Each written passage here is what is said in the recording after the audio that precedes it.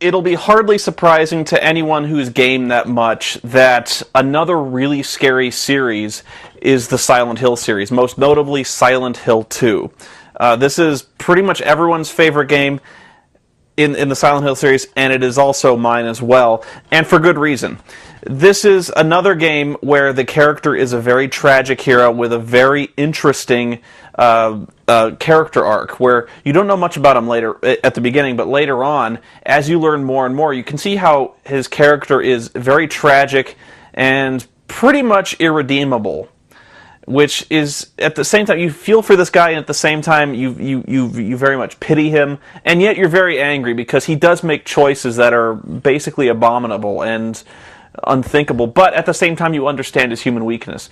And this game does build a legitimate atmosphere of tension and dread, and you can easily see why this is a good game. I also very much liked Silent Hill 3, and I didn't like it at first because this game is comparatively much harder. And I was really frustrated by the game. I couldn't play it the same way I played Silent Hill 2, which I was able to kind of fight through without much difficulty. I think this game is much easier than number 3. And what I didn't understand at first was number 3, you really aren't meant to fight your way through much. In fact, you are supposed to run away from, I'd say, about 95% of the encounters. So you spend a lot of this Silent Hill 3 on your feet, just running your ass off, trying not to get eaten because the monsters are much, much harder, and in some cases, I think, unkillable. I think some of the characters in the mall are if you can kill them, it takes a while, and I wouldn't even waste my time with it.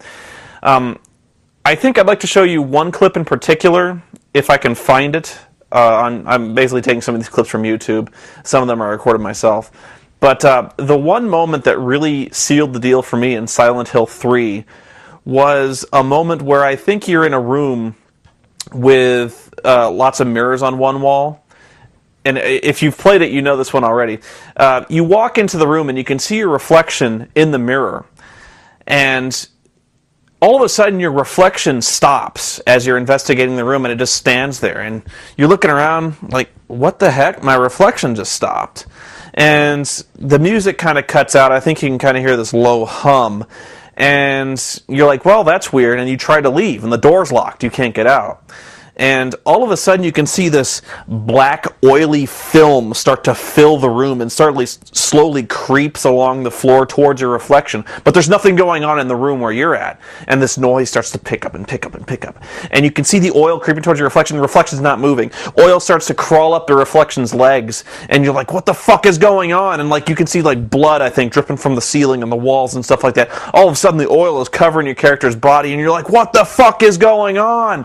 And the noise is getting unbearable, and all of a sudden you start taking damage, and you're like, it was really one of the creepiest, unsettling moments where you didn't know what was going on. You didn't know, like, if you were in danger, like, it was a very simple and well-developed scare that to this day is still very creepy. And that is, if you saw that one with the lights off, that one is burned into your mind. I loved that scare, and just check it out. It's pretty amazing, and it's probably going to lose something in translation to the internet, but this is the memory I have that abides of Silent Hill.